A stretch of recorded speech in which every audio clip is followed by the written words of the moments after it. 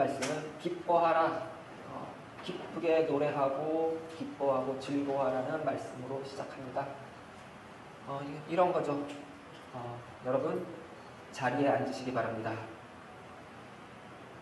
무슨 소리냐고 저를 당장 쳐다보시죠. 지금 자리에 앉아 계신다 말이죠. 이런 겁니다. 기뻐하라, 즐겁게 노래 부르라. 이 말은 지금 이 예루살렘의 상황이, 이스라엘의 상황이, 유다의 상황이 기뻐할 수 있는 상황이 아니라는 뜻입니다. 그런 상황에서 하나님이 이렇게 말씀하시는데요.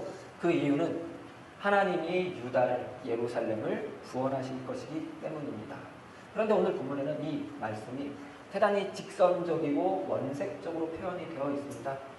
내 형벌을 제거하였고 네 원수를 쫓아냈고 너를 괴롭히던 자들을 내가 쫓아냈고 너희에게는 다시는 고통이, 아픔이 없을 것이다. 치욕도 없을 것이다. 이런 말씀이 이렇게 눈에 두드러지게 보이죠.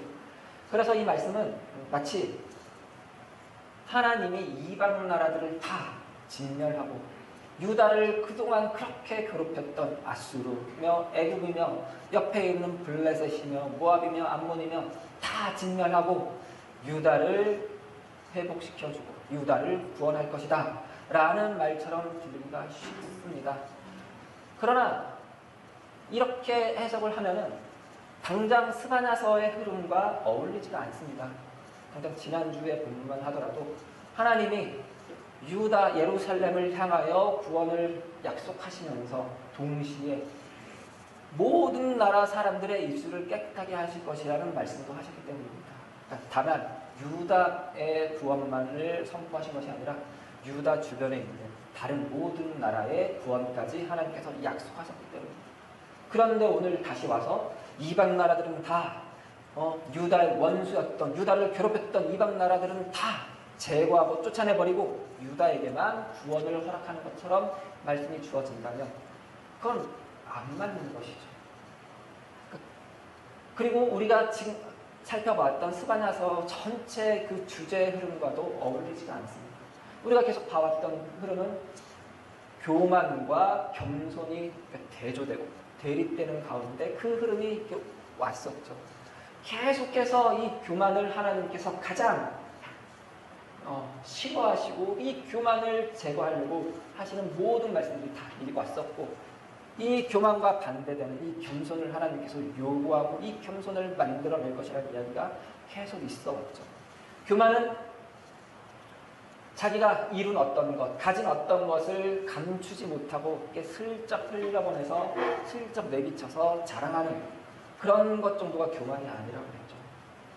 교만은 하나님을 의지하지 않는 것, 하나님을 의지하지 않아서 생겨나는 그 모든 행동, 자기 자신을 의지하는 모든 것, 이게 교만이라고 했죠.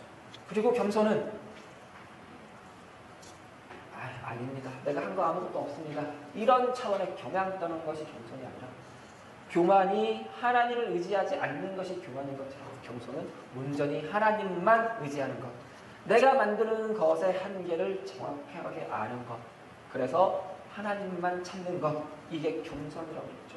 이 교만과 겸손을 가장 본질적인 것을 이 스바냐서가 파헤치고 소개하고 왔습니다. 그리고 하나님이 결국은 이 교만을 물리칠 것이며 겸손을 만들어 가실 것이라는, 하나님의 사랑하는 자들에게 이 겸손을 선물로 주실 것이라는, 그게 우리가 누리는 인생이라는, 인류의 역사라는 사실을 살펴보았죠. 그 이야기의 집약, 그 이야기의 마지막 정리가 오늘 본문 말씀에 해당하는 것입니다. 그러니까 하나님이 택한 백성 이스라엘을 향해서는 무한정 사랑하시고 용서하셔서 그 형벌을 제거하고, 하나님이 택한 백성이 아닌 이방 백성들은 무조건 멸하고, 그런 이야기를 하는 것이 아니라는 뜻입니다. 만약에 그런 이야기였다면 지금 이 말씀을 스바냐를 통하여 듣는 유다 백성들은 이 말씀의 성취를 이루지 못하고 그들의 생을 마감했습니다. 그리고 그들의 자손들도, 몇 대의 자손들도 온전한 성취를 보지 못하고 인생을 마감했다. 그러나 이 말씀은 스바냐가 이 말씀을 선포하는 그 동시대를 살았던 모든 유다 백성들에게 뿐만 아니라 유다를 괴롭게 했던 다른 이방 나라 백성들에게도 성취가 있었던 말씀입니다. 하나님이 그렇게 일하셨는데요. 그 이야기를 오늘 본문 말씀에서 하나하나 주목주목 따지면서 나가고 있습니다.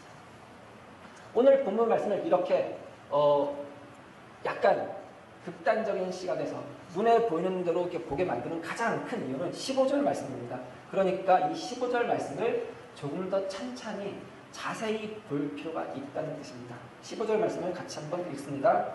여호와가 내 형벌을 제거하였고 내 원수를 쫓아냈으며 이스라엘 왕 여호와가 내 가운데 계시니 내가 다시는 화를 당할까 두려워하지 아니할 것이라. 여기서 가장 중요한 자세히 봐야 되는 표현은 내 형벌입니다. 내 형벌. 이 말씀을 히브리 원문으로 보면은 미시파트라는 단어와 관련이 되어 있습니다. 미시파트. 미시파트라는 단어에 복수형을 만드는 글자가 추가되었고 이 미시파트들이죠. 미시파트들의 주체를 뜻하는 나타내는 글자가 또 추가가 되었습니다. 2인칭 단수입니다. 그러니까 너의 미시파트들입니다.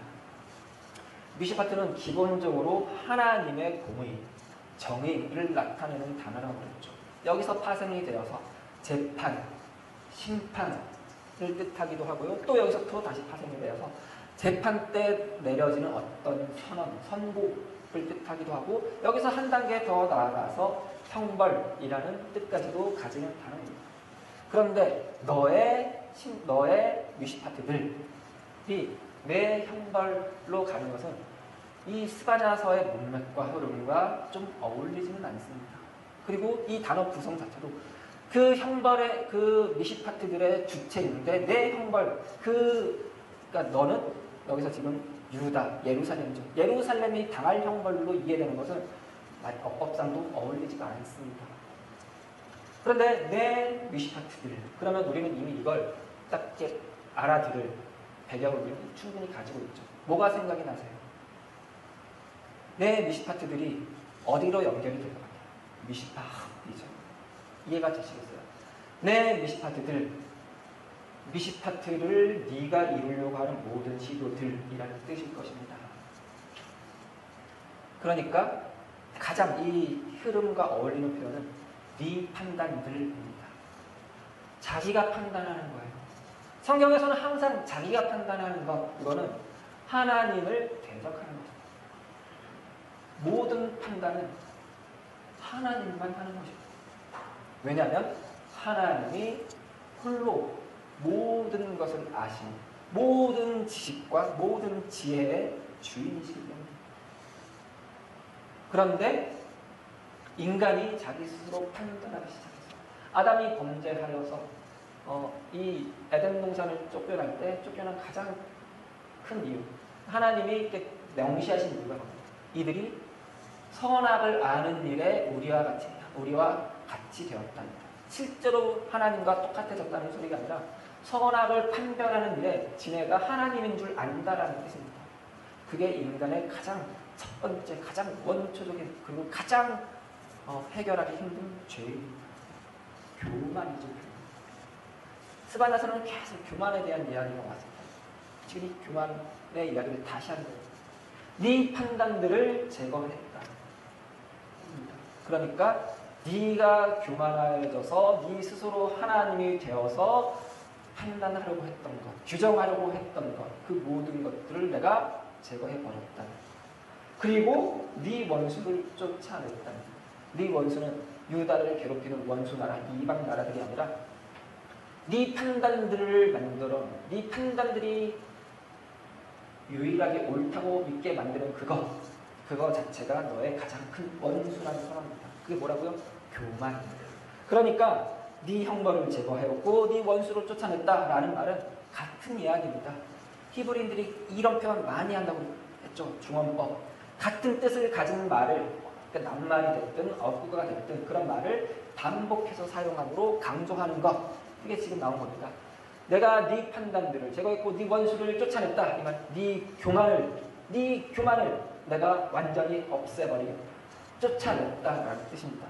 그래서 이 말이 또 그 뒤에 나오는 말도 이렇게 성립되는 겁니다. 이스라엘 왕 여호와가 네 가운데 계시니. 대단히 중요한 표현입니다. 내 가운데 계시니. 이때 너는 교만했던 너, 하나님을 대적했던 너, 더러워진 너, 패역한 너, 부패한 너, 죄인된 너입니다. 그런데 너와 함께 계시는데, 근데 그냥 계시는 것이 아니라 왕으로 계십니다. 왕으로 계시니까 이 왕이 이들과 함께 하면서 하시는 일이 뭐예요? 미시파트를 하는 것입니다. 왕의 이 고대 사회에서 왕이 해야 할 가장 중요한 업무 중에 하나가 미시파트를 하는 것입니다. 재판을 하는 것입니다. 재판을 공정하게, 공의롭게 하는 것입니다. 하나님이 이들의 판단들을 다 제거해버립니다. 하나님이 직접 왕이 되셔서 하나님 홀로 판단하시고 재판하시고 심판하시겠다는 뜻입니다. 그러니 그 심판은 이제는 공의로운 것이죠. 유다 사회에서 자기가 판단하는 것들, 자기가 옳다고 주장하는 것들이 사라졌어요. 하나님만 할 수 있는 미시파트를 인간이 하려고 하는 노력들이 사라졌어요. 그럼 뭐가 당연히 사라져요? 미시파가 사라집니다. 그쵸? 미시파가 뭐라고 했어요? 포악함이 사라져요. 그러면 뭐가 사라져요? 억울함이, 울부짖음이 사라지겠죠. 그 이야기예요. 네가 다시는 화를 당할까 두려워하지 아니할 것이다. 왜냐하면 하나님의 공의가, 하나님의 정의가 온전하게 실현될 것이기 때문에. 그 전제가 뭐라고요? 유다를 압제하는 이방 나라를 몰아내는 것 정도가 아니라 유다의 하나님의 백성들의 가장 근본적인 문제, 교만, 하나님을 의지하지 않는 것, 자기 자신을 신뢰하는 것, 자기가 만든 것을 신뢰하는 것, 그걸 몰아내고 그 원수들을 몰아내고 하나님이 하나님의 정의를, 하나님의 공의를 다 펼쳐지게 하겠다는 뜻인 겁니다. 그 이야기가 16절, 17절에서는 이방인의 입을 빌어서 다시 이렇게 표현이 됩니다. 이방인이 그날에 사람이 예루살렘에게 이르기를, 그러니까 이방 사람이 하는 말입니다. 너 두려워하지도 말고 네 손 늘어뜨리지도 말아라. 낭망하지 말아라. 이런 뜻이죠. 그 이유는 17절입니다. 같이 읽습니다. 너의 하나님 여호와가 너의 가운데에 계시니 그는 구원을 베푸실 전능자이시라. 그가 너로 말미암아 기쁨을 이기지 못하시며 너를 잠잠히 사랑하시며 너로 말미암아 즐거이 부르며 기뻐하시리라 하리라. 여기서 늘 조심해야 된다고 그랬죠. 구원을 베푸실 전능자시라. 이 전능하다는 말을 보면 우리는 본성상 어벤져스 같은 히어로를 떠올리기가 쉽습니다. 우리를 괴롭히던 외계 침략자를 몰아내는 것 같은 일을 하나님이 하시는 것처럼 생각하면 그건 인간적인 기대입니다. 하나님은 하나님의 전능함은 뭘로 드러난다고? 당신이 구원을 베푸시기로 할 자를 반드시 구원하시고 마는 하나님. 당신이 구원하시기로 한 자를 구원하지 못하는 하나님이 아니라는 뜻입니다. 근데 그 이야기를 누가 해요 지금? 이방인이 하는 거예요. 이방인은 어떤 사람이에요? 여호와 하나님을 모르는 사람이죠. 여호와 하나님을 모를 뿐 아니라 이방신을 섬기는 사람이에요. 당연히 이방신을 섬기는 사람이에요. 이방신들을 섬기는 사람이에요. 이런 자가 하나님을 향하여 그는 구원을 베푸신 전능자라고 말하는 거예요. 왜요? 그가 구원을 받았기 때문이죠. 하나님도 모르고 이방신을 섬기는 자기조차도 여호와 하나님을 알게 하죠. 여호와 하나님의 이름을 부르게 허락하시고, 그리고 스바냐서 문명에서 이방인은 유다인과 대조되는데 어떤 면에서만 대조되냐면 유다는 교만할 건덕지가 없는데 교만한 나라예요. 그런데 이방인은 충분히 교만할 만한 것이 어떤 조건을 갖춘 자들이에요. 그러니까 자기 자신을 의지할 만한, 충분히 자기가 만든 어떤 업적, 제도, 군사력 그런 것들을 충분히 의지할 만한 자인데도, 그런데 자기 자신을 의지하지 않고 하나님을 의지하게 만들어요. 그래서 하나님이 나를 구원하셨고 내가 하나님의 이름을 부르게 하셨고 하나님을 의지하게 만드셨다라는 표현이 그는 구원을 베푸신 전능자라는 말이 담겨있습니다. 그래서 이 이방인이 이스라엘 사람들에게, 하나님의 백성 유다 사람들에게 이렇게 외치는 거예요. 너네에게 일어나는 이 일들을 두려워하지도 말고 낭망하지도 말아라. 너는 하나님의 자녀가 아니다. 그 하나님은 나 같은 자도 구원에 내시는 하나님입니다. 나처럼 구원과는 전혀 거리가 멀 것 같은 사람조차도 충분히 구원하실 수 있는 구원하시기에 능력이 탁월한 하나님이시다. 그런데 그 하나님이 너에게 구원을 베푸시기 위해서 너와 함께 하시면서 당신의 도리를 베푸시면서 그 날을 기다리며 너희를 기뻐하시며 사랑하시며 잠잠히 사랑하시며 기다리시는 하나님이 아니냐라고 하는 거예요. 이 이야기를 이방인이 할 수 있도록, 심지어는 이방인마저 이야기를 하도록 하나님이 그렇게 일하신다는 뜻이에요. 그리고 그 이야기가 계속해서 18절에서도 19절에서 이어지는데요. 절기로 말미암아 근심하는 자들을 모으시겠답니다. 절기 때는 유다 사람들이 예루살렘에 모이게 되어 있습니다. 예루살렘 성전에 모여서 제사를 하고 그 절기에 해당하는 것들을 누리며 기뻐하는 날입니다. 그런데 이 절기를 근심한대요. 왜 그럴까요? 첫 번째는 죄가 커서일 것입니다. 자기 죄가 너무 커서 그 절기 때 하나님께 나아가는 것이 부담스럽겠죠. 물론 제사는 하겠지만 그 제사가 받아들여질까? 그러지 않으면 내가 하나님 앞에 나가서 꼭 죽는 건 아닐까? 이런 두려움이 있는 자들이에요. 또 하나, 절기가 근심이 되는 자죠. 가서 제사를 드리려면 재물이 있어야 되죠. 소가 됐든 양이 됐든 비둘기가 됐든 재물을 가지고 나가야 되는데 이 재물을 마련할 형편이 안 되는 자들입니다. 우리 지난주에 살펴봤던 공부하고 가난한 자들, 이런 자들을 하나님이 모으시겠대요. 이런 자들은 다만 경제적으로 사회적으로 약자인 것이 아니라 종교적인 약자들이죠. 신에게 저주받은 것으로 꼬리표가 붙는 자들입니다. 이런 자들이라도 하나님이 모으시겠대요. 그리고 이들이 내게 속한 자들이라고 하나님이 소개하신대요. 유다에게, 예루살렘에게. 이들은 저주받은 자가 아니라 너희가 내 백성인 것처럼 이들 역시 내 백성, 내 이름으로 일컫는 백성이다 라고 소개하겠대요.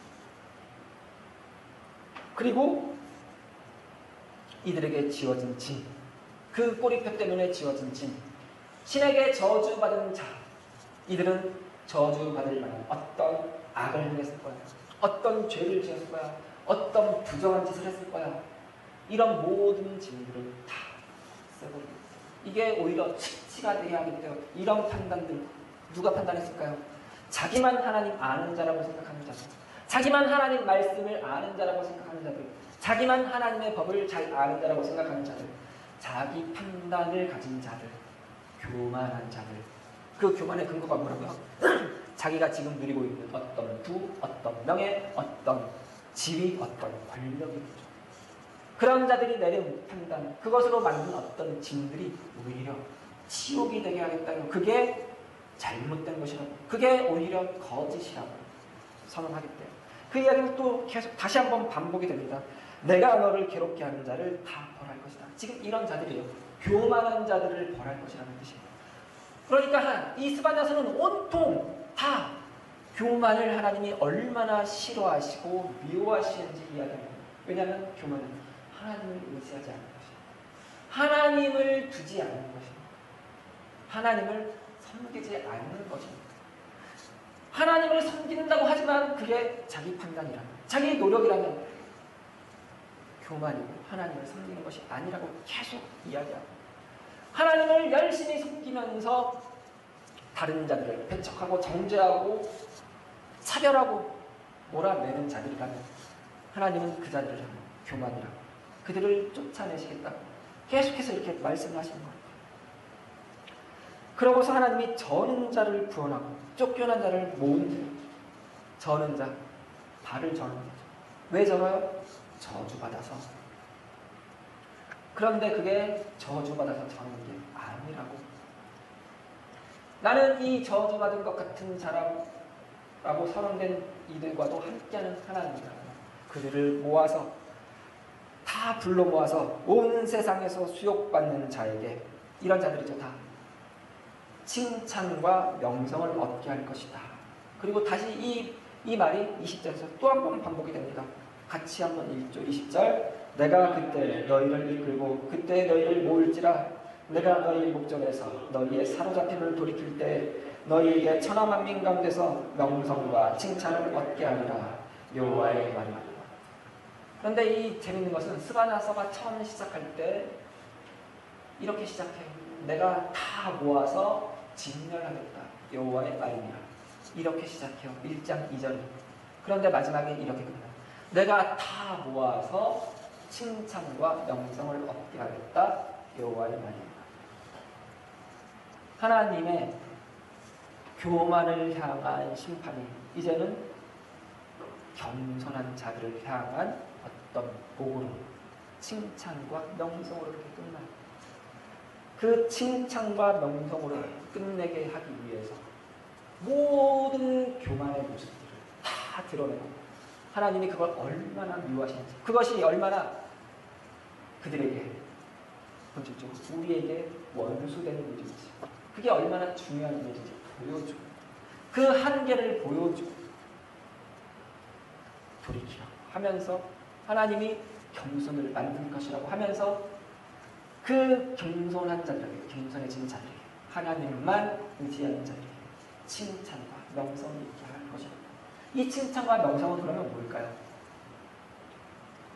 그 칭찬과 명성은 이런 겁니다. 고대 사회에서 어떤 두 나라가 전쟁 상황입니다. 한 나라가 다른 한 나라를 쳐들어가려고 배를 타고 바다를 건너갑니다. 그 나라에 거의 이제 다 이르렀는데 갑자기 광풍이 일어서 모든 배가 산산조각이 났습니다. 다 파손이 됐습니다. 말 그대로 모든 군사가 전멸했습니다. 그런데 그 군사 가운데 한 명이 부서진 나무 조각을 붙잡고 정신을 잃었지만 물개 파도에 떠밀려 해안가에 도착해서 목숨을 건졌습니다. 그런데 그 해안가가 적국입니다. 이 병사의 운명은 어떻게 될까요? 당연히 적국의 군사들이 이 사람을 발견하겠죠. 이 사람은 죽게 될까요? 살까요? 당연히 삽니다. 고대 정황에서. 왜요? 이는 이 사람은 그 풍파를, 광풍을 이겨낸 사람이기 때문입니다. 어떻게 이겨냈을까요? 신이 함께했기 때문입니다. 이 사람은 이제 이 나라에서 어떤 사람이 되냐면요, 신이 함께하는 자입니다.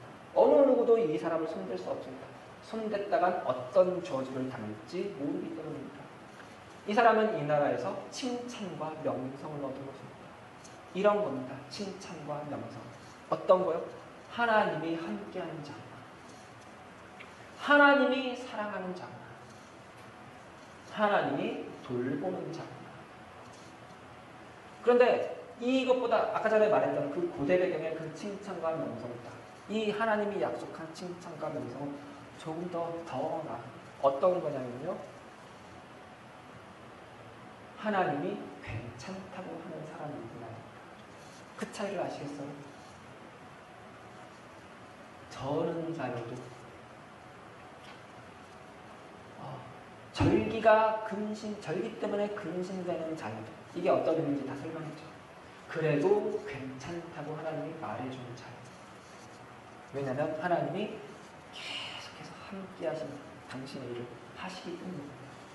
그러니까 이 스바냐서는 다만 이렇게 교만을 멸하고 겸손한 자를 들어 올리신다라는 데서 끝나는 것이 아니라 하나님이 이 역사를 그렇게 이끌어 가신다는 것을 보여주는 것입니다. 그러니까 이런 질문이 생길 수 있죠. 하나님, 어차피 겸손한 자를 이렇게 복을 주실 거라면 애초에 왜 이런 일을 당하게 하셨습니까? 이런 마음 들 수가 있죠.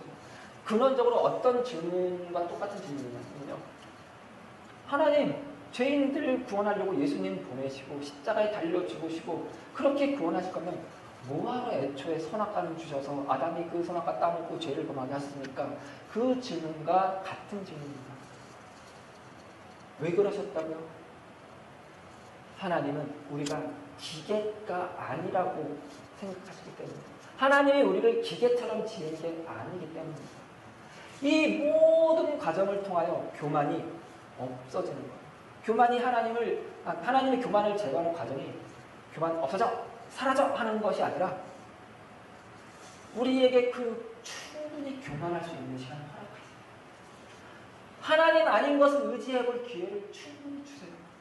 하나님 아닌 것을 선택할 기회를 충분히 주세요. 그리고 그 선택이 만들어낸 결과를 우리가 함께 겪게 하시죠. 그런데 그 결과는 뭐예요? 죄와 사망의 왕국으로 그 세계 안에 갇혀서는 하는 모든 것이든 다 족족 사망이죠. 그래서 우리는 알게 돼요. 철저하게 알게 되죠. 아, 이건 허무한 일이구나. 이건 덧없는 일이구나. 이건 악밖에 아니구나. 이건 포악함밖에 아니구나. 이건 분쟁밖에 아니구나. 이건 분열밖에 아니구나. 이건 정죄밖에 없구나. 그 끝이 기쁠 수가 없는 일들로 끝나는 걸 보게 되죠. 겪게 되죠. 인정하게 되죠. 그리고 결국은 하나님밖에 없고 하나님 말고는 우리의 근원적인 이 갈증을, 이 근원적인 문제를 해결해 주신 분이 없구나로 가게 하나님이 그 인생을 통해 일하신다는 거예요. 그게 우리 인생이라고 그러죠. 그게 우리 한 개개인의 역사예요. 뿐만 아니라 인류 전체의 역사예요. 코로나를 보면서 계속 확인해야 돼요. 아, 인류의 이 지혜와 지식과 업적과 과학 기술 이런 거 아무것도 아니구나. 역사에 일어난 모든 안 좋은 일들 결국은 다 그런 반작용을 만들어내는 하나님께로 돌아가죠. 하나님께로 돌아가죠. 하나님이 그걸 일하시는 거예요. 자발적으로 우리가 하나님께로 돌아가요. 하나님은 우리를 그렇게 고귀하게 지으셨기 때문에, 그리고 하나님 당신도 그렇게 품이 있으시고 고귀한 분이시라는 증거예요. 하나님은 우리를 이렇게 조작해서 마음을 바꾸는 것으로 겸손하게 만들고 당신만 의지하는 기계로 만드는 것이 아니라 우리의 자발적인 선택을 위해서 하나님이 참고 기다리시는 거예요. 그냥 애를 태우면서가 아니라 잠잠히 사랑하시면서 기뻐하시면서 그 순간을 기다리시는 거예요. 그게 우리를 향한 하나님의 사랑이에요. 그러니까 14절에 있는 시온에 따라 노래할지어다, 이스라엘아 기쁘게 부를지어다, 예루살렘 따라 전심으로 기뻐하며 즐거워할지어다. 이 말씀은 다만 명령이 아니라, 명령처럼 보이지만 명령이 아니라 하나님의 약속이며 다짐이에요. 내가 너희 지금 기쁠 수 없는 것 안다. 너희가 고통 속에 있는 것 안다. 너희가 근심 속에 있는 것 안다. 너희가 저주받은 것 같은 상황 속에 있는 것 안다. 하지만 내가 너희를 노래하게 하겠다. 즐겁게 노래하게 만들겠다. 내가 너희로 하여금 기쁘게 즐거워하게 만들고야 말겠다는 하나님의 약속이며 하나님의 다짐이며 의지의 표명입니다. 그게 우리 인생입니다. 그게 우리 여러분이 살아온 과거라고, 그리고 오늘이고 앞으로 살아갈 미래라고. 우리는 그 하나님의 일하신 속에 있어요. 그게 여러분에게 늘 생각하기가 쉬운 일이 아닌 걸 알아요. 하지만 이걸 힘든 순간, 도대체 왜? 하나님 뭐 하십니까? 그런 생각이 확 들어오는 순간, 그 화가 내 배우자에게, 내 자녀에게, 내 부모에게, 형제 자매에게 불평으로 쏟아지려고 하는 순간 얼른 해내는데 능한 우리 성도님 됐으면 좋겠어요. 하나님이 지금 나와 함께 하십니다. 하나님이 나를 기쁘게 하려고 일하고 계시고 잠잠히 기다리고 사랑하면서 즐거워하면서 기다리고 계시는 순간을 기억하시기 바랍니다. 그래서 내 배우자를 향해서도, 부모, 형제, 자매, 자녀를 향해서도 그 기다림에 동참할 수 있는 우리 성도님 되면 좋겠습니다. 기도하시겠습니다. 하나님 감사합니다. 하나님은 우리를 이처럼 사랑하시는 분, 하나님은 우리를 이처럼 고귀하게 지으셨군요. 하나님은 우리가 자발적으로 우리의 의지를 가지고 하나님을 향하여 돌아설 수 있는 그날까지, 온전히 하나님만 의지하는 그날까지 기다리시고 또 기다리시며 사랑하시는 하나님이라는 것, 이 스바냐 말씀을 통하여 다시 한번 배웠습니다. 하나님, 우리가 하나님을 의지하지 않고 우리가 만든 것, 우리의 실력, 우리의 지혜, 우리의 지식, 우리의 권력, 우리 제도, 우리 사상 의지해봤자 별 볼 일 없다는 것 다시 한번 생각합니다. 우리가 지금까지 살아온 인생이 그렇게 말해왔다는 것 다시 한번 깨우치고 이제는 정말 하나님만 의지하고 싶다고 고백하는 우리입니다. 하나님, 이 우리의 마음을, 우리의 고백을 받아주시고 우리로 온전히 하나님만 의지하는 겸손한 자들이 되도록 하나님 일하여 주시옵소서.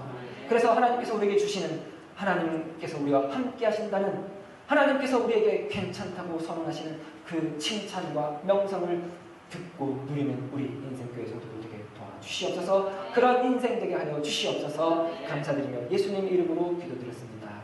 아멘.